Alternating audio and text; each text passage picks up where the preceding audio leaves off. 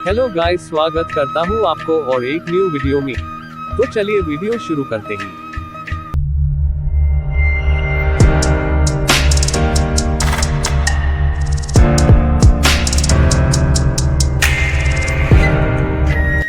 अपने पिता की मृत्यु के बाद भीष्म ने कुरु साम्राज्य के मामलों में एक प्रमुख भूमिका निभाई। जब उत्तराधिकार का संकट था तब उसने राज्य का प्रबंधन किया। उन्होंने अपने भतीजों की शादी की भी व्यवस्था की और अपने पोते पोतियों कौरवों और पांडवों के बीच शांति लाने की कोशिश की। हरिवंश पाठ में उल्लेख है कि शांतनु की मृत्यु के बाद शोक की अवधि के दौरान भीष्म ने पांचाल साम्राज्य के एक राजनेता उग्रयुध कौरव को मार डाला, जो सत्यवती के लिए वासना करता था और उसे धन से खरीदने की कोशिश करता था। महाभारत के अनुसार चित्रांगदा को राजा के रूप में ताज पहनाया गया था, हालांकि जल्द ही उन्हें एक गंधर्व दिव्य संगीतकार द्वारा मार दिया गया था। भीष्म ने चित्रांगदा का अंतिम संस्कार किया। विचित्रवीर्य, जो शासन करने के लिए बहुत छोटा था, को भीष्म द्वारा राजा के रूप में ताज पहनाया गया था, लेकिन उसके वयस्क होने तक राज्य का वास्तविक नियंत्रण सत्यवती के अधीन था। भीष्म ने उस दौरान सत्यवती की सहायता की। जब विचित्रवीर्य बड़े हुए तो भीष्म ने काशी साम्राज्य की राजकुमारियों अंबा, अंबिका और अंबालिका को लाने और उनसे उनका विवाह कराने का फैसला किया। भीष्म राज्य में पहुंचे और शाल्व से युद्ध किया, उन्हें आसानी से हरा दिया और उन राजकुमारियों पर जीत हासिल की, जो स्वयंवर में अपना जीवन साथी चुन रही थी। वह समारोह जहां एक महिला प्रतियोगिता या कार्य आयोजित करके अपने पति को दूल्हे के समूह में से चुनती है और विजेता होती है, राजकुमारी से शादी करता है।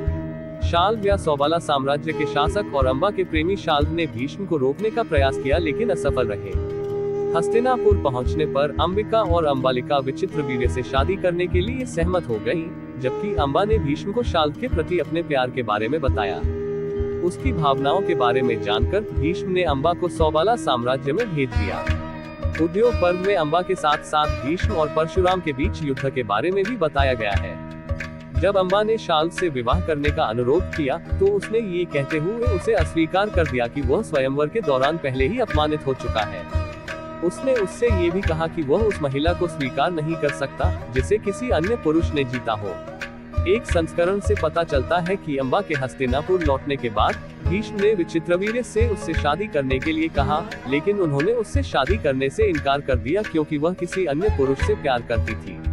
उसे स्वीकार करने के लिए कोई नहीं होने के कारण अंबा ने अपने दुख के लिए भीष्म को दोषी ठहराया और उससे बदला लेना चाहती थी।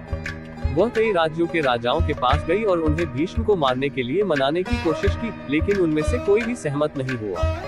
कुछ ऋषियों द्वारा सलाह दिए जाने के बाद वह भीष्म के गुरु परशुराम से मिली और उन्हें अपनी मदद करने का वचन देने में सफलतापूर्वक मना लिया।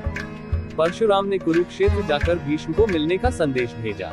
भीष्म उस स्थान पर पहुंचे और अपने शिक्षक को अपनी सेवा प्रदान की।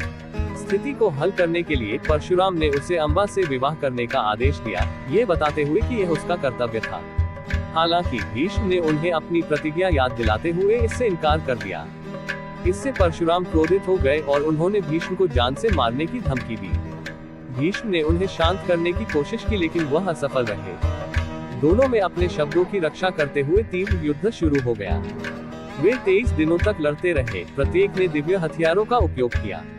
गंगा ने उन्हें रोकने की कोशिश की, लेकिन असफल रही। युद्ध के 24वें दिन भीष्म ने परशुराम के खिलाफ प्रश्वपास्त्र का उपयोग करने का प्रयास किया, लेकिन दिव्य ऋषि नारद और देवताओं ने हस्तक्षेप किया और शक्तिशाली हथियारों के उपयोग पर अपनी चिंता व्यक्त की, जो दुनिया को नष्ट कर सकते थे। परशुराम ने संघर्ष समाप्त कर दिया और युद्ध को गतिरोध घोषित कर दिया गया। घटना के बारे में सुनने के बाद अंबा ने खुद से बदला लेने का फैसला किया और भगवान शिव को प्रसन्न करने के लिए कठोर तपस्या की। शिव उसके सामने प्रकट हुए और आश्वासन दिया कि वह पुनर्जन्म लेगी और भीष्म की मृत्यु में सहायक बनेगी। संतुष्ट होकर उसने फिर लकड़ियों की चिता बनाई और अपनी जान दे दी।